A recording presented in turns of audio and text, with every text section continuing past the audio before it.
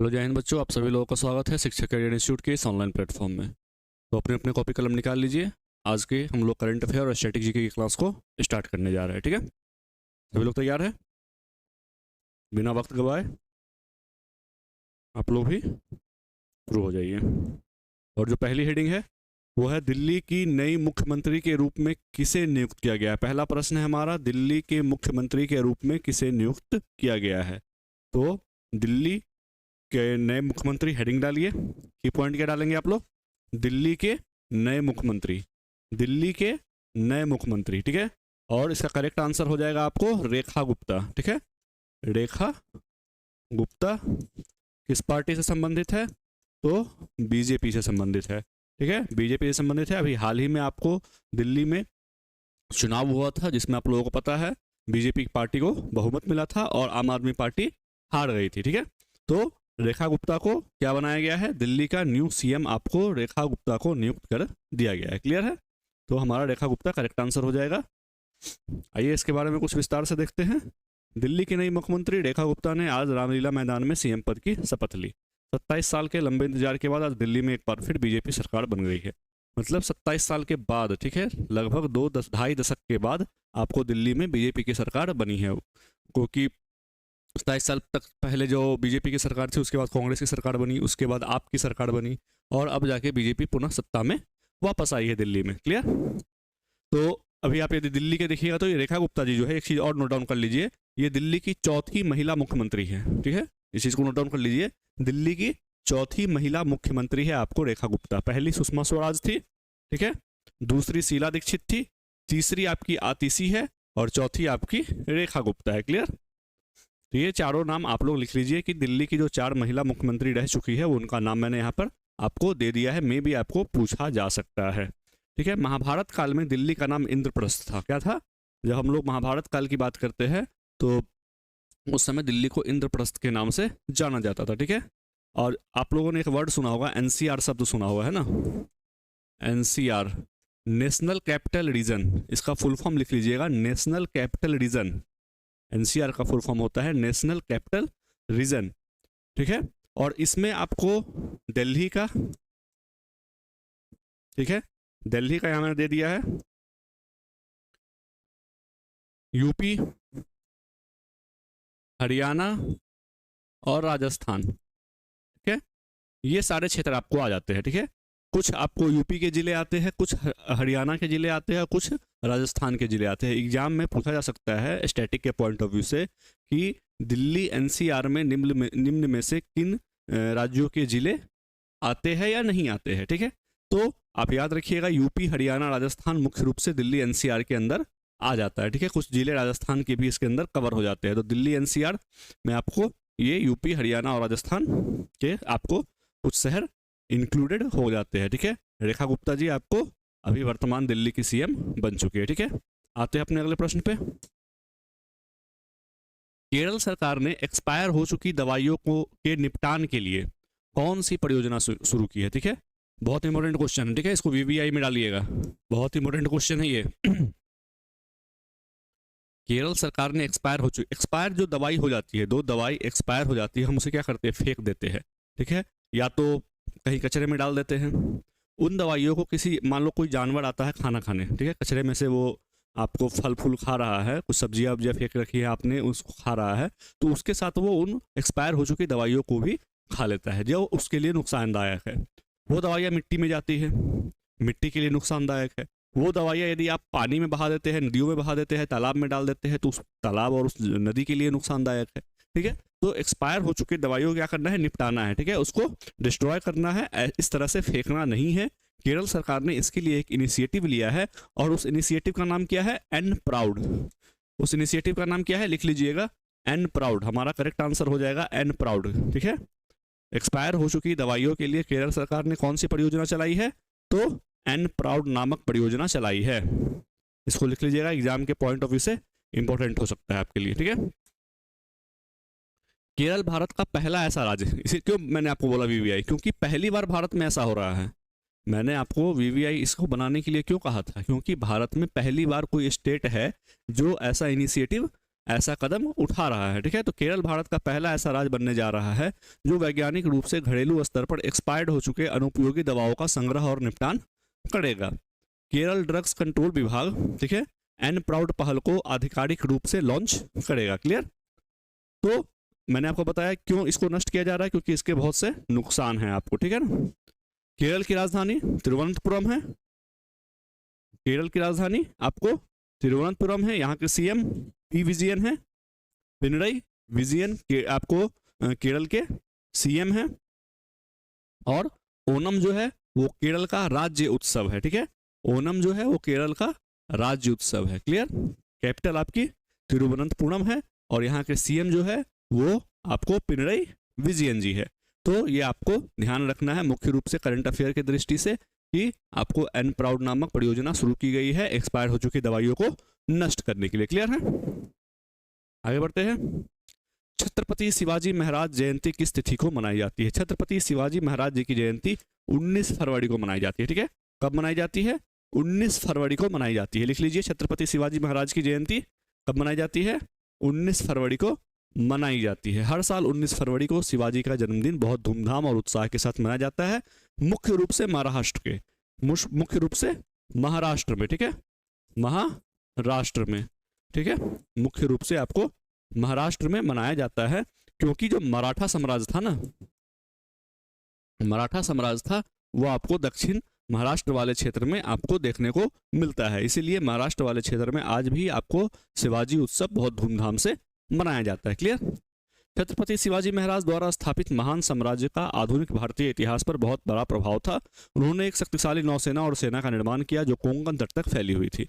मराठा साम्राज्य, ठीक है, औरंगजेब के समय में शिवाजी महाराज ने मुगलों के नाक में दम कर दिया था। ठीक है, मराठा साम्राज्य की बागडोर संभाली थी और इनका एक ही लक्ष्य था स्वराज। ठीक है, इनका एक ही लक्ष्य था स्वराज। अभी हाल में ही एक मूवी आई है छावा, शायद आप लोगों ने देखा भी होगा। उसमें जो संभाजी का रोल किया गया है वो शिवाजी महाराज के पुत्र थे। ठीक है, संभाजी जो थे वो शिवाजी महाराज के सबसे ज्येष्ठ पुत्र थे और वो उन्हीं पर ये मूवी बनी है छावा। छावा आपको शेर के बच्चे को कहा जाता है। ठीक है, छावा शेर के बच्चे को मराठी में छावा कहा जाता है। ठीक है ना? तो वो जो मूवी बनी है वो संभाजी पे बनी है और वो कौन थे? तो वो शिवाजी महाराज के पुत्र थे।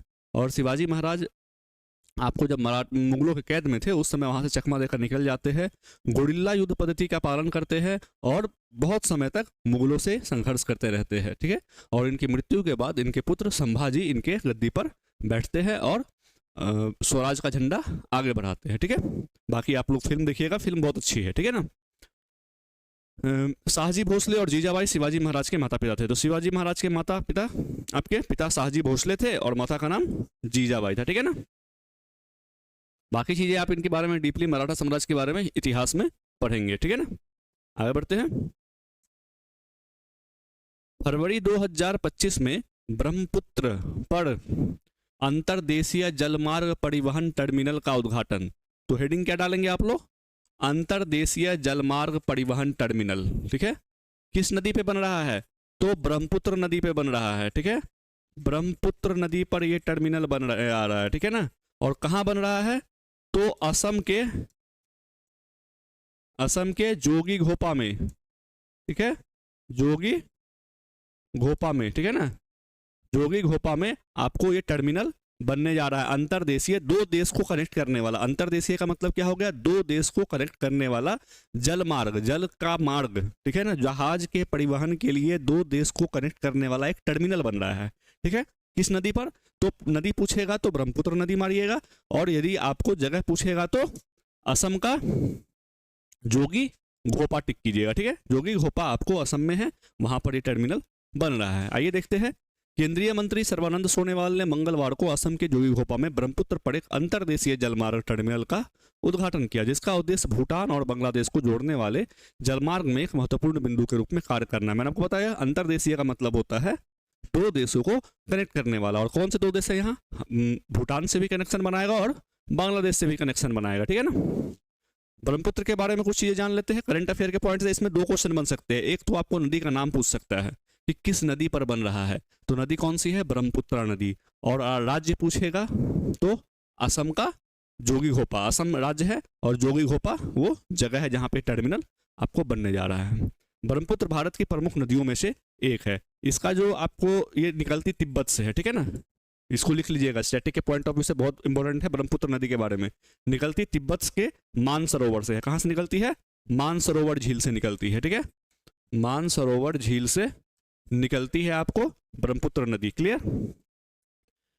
इसे आपको तिब्बत में यारलुंग सांगपो के नाम से जाना जाता है। तिब्बत में इसे क्या कहा जाता है? सांगपो नदी। तिब्बत में इसे ब्रह्मपुत्र नहीं, तिब्बत में इसे सांगपो कहा जाता है, ठीक है। और तिब्बत से बहते हुए ये जो भारत का पूर्वी वाला क्षेत्र है, ये जो आप भारत का पूर्वी वाला क्षेत्र देखते हो, यहाँ से ये नदी एंटर करती है, ठीक है, यहाँ से नदी एंटर करती है अरुणाचल प्रदेश में। क्लियर? अरुणाचल प्रदेश में ये प्रवेश करती है और फिर ये ब्रह्मपुत्र के नाम से असम में जानी जाती है, ठीक है। इसे ब्रह्मपुत्र और फिर बांग्लादेश में प्रवेश करने पे इसे जमुना कहा जाता है, ठीक है। और बांग्लादेश में जब ये प्रवेश कर जाती है तो इसे जमुना कहा जाता है, ठीक है। बांग्लादेश में प्रवेश करती है तो इसे जमुना कहा जाता है। और जब ये गंगा से मिल जाती है तो इसको पद्मा कहा जाता है, सॉरी मेघना कहा जाता है। तो इसके नाम लिखिएगा, ठीक है। करंट अफेयर वाला सेक्शन कंप्लीट हो गया। अब इसमें लिखिएगा इसका उद्गम कहाँ है? तो तिब्बत के मानसरोवर में। पहला पॉइंट लिखिएगा, तिब्बत के मानसरोवर में इसका उद्गम है। दूसरी चीज लिखिएगा, तिब्बत में इसे सांगपो नदी के नाम से जाना जाता है। तिब्बत में इसे सांगपो नदी के नाम से जाना जाता है, ठीक है। तीसरी चीज लिखिएगा आप लोग, बांग्लादेश में इसे जमुना के नाम से जाना जाता है। बांग्लादेश में इसे जमुना के नाम से जाना जाता है। और लास्ट पॉइंट लिखिएगा, गंगा से मिल जाने के बाद इसे मेघना के नाम से जाना जाता है, ठीक है। गंगा से मिल जाने के बाद, ठीक है, पद्मा गंगा से संगम के बाद इसकी संयुक्त धारा को मेघना कहा जाता है, ठीक है। तो इसके कई नाम हैं, ठीक है। एग्जाम में पूछा जा सकता है कि गंगा से मिलने के बाद ब्रह्मपुत्र किस नाम से जानी जाती है? तो मेघना के नाम से जानी जाती है, ठीक है। बांग्लादेश में जमुना के नाम से जानी जाती है। जहां से इसका उद्गम होता है तिब्बत में इसे सांगपो कहते हैं। असम अरुणाचल प्रदेश में इसे ब्रह्मपुत्रा कहते हैं। क्लियर? और निकलती कहाँ है? तो तिब्बत के मान सरोवर से। क्लियर? ब्रह्मपुत्र के बारे में मैंने आपको ब्रह्मपुत्र नदी के बारे में सारी बातें बता दी। आगे बढ़ते हैं। अगला प्रश्न है, CPCB की रिपोर्ट के अनुसार महाकुंभ के दौरान गंगा जल में किस प्रदूषक की उच्च मात्रा पाई गई है? ठीक है, महाकुंभ आपके जोर शोर से चल रहा है, लोग भारी मात्रा में स्नान करने जा रहे हैं, लेकिन इसी बीच एक खबर आई है कि गंगा के पानी में, ठीक है, एक बैक्टीरिया है। क्या है? एक बैक्टीरिया है, ठीक है, एक क्या है? बैक्टीरिया है। और उस बैक्टीरिया का नाम पता है आपको क्या है? फीकल कॉलीफॉर्म, ठीक है, फीकल कॉलीफॉर्म, फीकल कॉलीफॉर्म इस बैक्टीरिया का नाम है। और ये बैक्टीरिया आपके शरीर में पाया जाता है, ठीक है, मनुष्य के पाचन तंत्र में ये बैक्टीरिया पाया जाता है। लेकिन ये बैक्टीरिया तभी तक मनुष्य के लिए लाभदायक है जब तक उसके शरीर में है, ठीक है, उसके पाचन तंत्र में है। जब ये बैक्टीरिया हमारे मल के द्वारा बाहर निकलता है और पानी के संपर्क में आ जाता है, तब ये जब हम उस पानी का प्रयोग नहाने में, पीने में और किसी भी चीज़ में करते हैं, तो ये बैक्टीरिया हमारे लिए बहुत नुकसानदायक हो जाता है, ठीक है। ये बैक्टीरिया हमारे आंत में पाया जाता है तो हमारे लिए बेनिफिशियल है। लेकिन जब ये बैक्टीरिया हमारे मल के माध्यम से बाहर निकलता है, एक्सट्रैक्ट के माध्यम से बाहर निकलता है, और फिर पानी के संपर्क में यदि हम आते हैं, उस पानी के संपर्क में, चाहे उस पानी का प्रयोग किसी भी प्रकार से कर रहे हो, तो ये हमारे लिए बहुत घातक हो जाता है। और इसी बैक्टीरिया की मात्रा आपको गंगा के जल में पाया गया है, ठीक है, और भारी मात्रा में पाया गया है, ठीक है। तो हमारा करेक्ट आंसर क्या हो जाएगा यदि एग्जाम में पूछता है? तो फीकल कॉलीफॉर्म, ठीक है, इसको याद कर लीजिएगा, फीकल कॉलीफॉर्म। प्रयागराज में चल रहे महाकुंभ के दौरान विभिन्न स्थानों पर फीकल कॉलीफॉर्म का स्तर बढ़ गया है, कई जगहों पर जल स्नान के लायक नहीं है, ठीक है। केंद्रीय प्रदूषण नियंत्रण बोर्ड CPCB ने ये रिपोर्ट आपको जारी किया है, ठीक है। CPCB के अनुसार फीकल कॉलीफॉर्म सीवेज प्रदूषण का संकेतक है। इसकी मात्रा 100 मिलीलीटर पानी में 250 यूनिट तक होनी चाहिए, ठीक है। तो मैंने आपके इसके बारे में बता दिया कि ये हमारे आंत में पाया जाता है, ठीक है, हमारे पाचन तंत्र का एक हिस्सा है ये बैक्टीरिया, ठीक है ना। और जब तक ये हमारे पाचन तंत्र में रहता है, ये हमें नुकसान नहीं पहुंचाता है, ठीक है। लेकिन जब ये एक्सट्रैक्ट के रूप में बाहर निकलता है, तो हम जब उस जल का प्रयोग किसी भी प्रकार से करते हैं, ठीक है, तो ये क्या करता है, हमें नुकसान पहुंचाता है। तो इस बात को आप लोग ध्यान रखिएगा। आगे बढ़ते हैं अगले प्रश्न पे। अनुवाद सुविधा से लैस बनने वाला देश का पहला विधानसभा, ठीक है, देश का पहला विधानसभा जो अनुवाद सुविधा से लैस होगा, ठीक है, अनुवाद सुविधा से आपको लैस होगा। अनुवाद सुविधा से लैस का मतलब है विधानसभा में आप किसी भी भाषा में बोलिए, ठीक है, किसी भी भाषा में बोलिए, आपको क्या मिलेगा, उसका ट्रांसलेशन मिलेगा। और अभी तक आपको ये सुविधा देश के किसी भी विधानसभा में नहीं है, क्योंकि ये क्या होगा, पहला हो जाएगा। इसीलिए ये क्वेश्चन हमारे लिए बहुत इंपॉर्टेंट है। और ये काम कौन करने जा रहा है, ये काम यूपी सरकार करने जा रही है, ठीक है, यूपी की विधानसभा में आपको ये सुविधा मिलने जा रही है, ठीक है, वहां आपको अनुवाद सुविधा मिलेगी, ठीक है। अब देखते हैं इसके बारे में किस किस भाषा में हमें अनुवाद सुविधा मिलती है। तो मुख्यमंत्री योगी आदित्यनाथ ने विधानसभा में अवधी, ठीक है, अवधी, ब्रज, भोजपुरी, बुंदेलखंड और अंग्रेजी की अनुवाद अभ्यास की समीक्षा की। तो आप यदि इन भाषाओं में बोलते हैं, इन भाषाओं में अपनी बातों को रखते हैं, तो यदि कोई रख रहा है और आप नहीं समझ पा रहे हो तो आपको ट्रांसलेटर मिलेगा, ठीक है, ट्रांसलेटर अनुवाद की सुविधा आपको वहां पर उस विधानसभा में मिलने जा रही है। और ये काम कौन करने जा रहा है, तो यूपी विधानसभा ये काम करने जा रहा है। क्लियर। भारत के उत्तर प्रदेश राज्य के द्विसदनीय विधायिका के निचले सदन का नाम, दो सदन होते हैं, ठीक है, एक क्या होता है, विधानसभा होता है, और एक क्या होता है, विधान परिषद होता है, ठीक है, एक क्या होता है, विधानसभा होता है, और एक विधान परिषद होता है, ठीक है, विधान परिषद होता है। विधानसभा आपको निचला सदन है, ठीक है, विधानसभा निचला सदन होता है, और ये उच्च सदन होता है, ठीक है, उच्च सदन होता है, और इसका विघटन नहीं हो सकता। विधान परिषद का विघटन आपको नहीं होता है। क्लियर। यदि आपको विघटन करना है तो इसकी लंबी प्रोसेस, इसके जो सदस्य होते हैं वो आपको हर 3 साल पर आपको रिटायरमेंट उनको मिल जाती है। लेकिन विधानसभा 5 साल के लिए चुनी जाती है। क्लियर। विधानसभा 5 साल के लिए चुनी जाती है, फिर 5 साल के बाद वोटिंग्स होती है, और वोटिंग में जो पार्टी जीत कर आती है, जिसको बहुमत मिलता है, वो सरकार का निर्माण करती है। तो सबसे बड़ी सबसे ज़्यादा सीटें यदि किस विधानसभा में है, तो सबसे ज़्यादा सीटें, इस चीज़ को लिख लीजिएगा, सबसे ज़्यादा सीटें आपको यूपी में, ठीक है, यूपी विधानसभा में है, ठीक है, यूपी विधानसभा, ठीक है, सबसे ज़्यादा सीटें कहाँ हैं, यूपी विधानसभा में है। क्लियर। यूपी विधानसभा में आपको सबसे ज़्यादा सीटें हैं, 403 सीटें है। क्लियर। तो यूपी विधानसभा में आपको सबसे ज़्यादा सीटें है। क्लियर। आगे बढ़ते हैं अपने अगले प्रश्न पे। वर्ल्ड रेपुटेशन रैंकिंग 2025 में कौन सा भारतीय संस्थान शीर्ष पे रहा है? ठीक है, वर्ल्ड रेपुटेशन रैंकिंग क्या है? वर्ल्ड रेपुटेशन रैंकिंग, इसको लिख लीजिएगा, वर्ल्ड रेपुटेशन रैंकिंग 2025 आपको कॉलेज की रेपुटेशन की रैंकिंग जारी करता है, और भारत में जो है वो IISc बेंगलोर, ठीक है, IISc बेंगलोर को भारत से प्रथम विश्वविद्यालय घोषित किया गया। प्रथम भारतीय संस्थान आपको भारत में कौन सा है? तो बेंगलोर है। यदि वैश्विक स्तर पर देखते हैं तो वैश्विक स्तर पे कौन सा है? तो वैश्विक स्तर पे आपको आ जाता है कौन सा? तो हार्वर्ड, ठीक है, हार्वर्ड आपको वैश्विक स्तर पे हार्वर्ड यूनिवर्सिटी लिख लीजिएगा। वैश्विक स्तर पे आपका टॉप पे कौन है?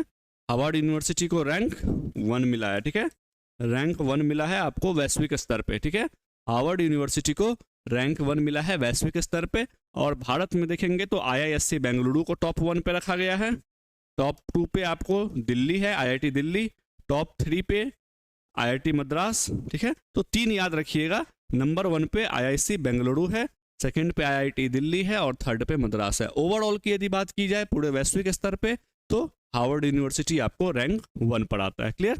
तो आज के करंट अफेयर्स के लिए जो भी इंपॉर्टेंट प्रश्न बन सकते थे, ठीक है, साथ में हम लोगों ने स्टैटिक जीके का पोर्शन भी कवर कर लिया है, ठीक है। तो अपनी पढ़ाई करते रहिए, मिलते हैं कल फिर एक नए लेक्चर के साथ, एक नए क्लास के साथ। धन्यवाद।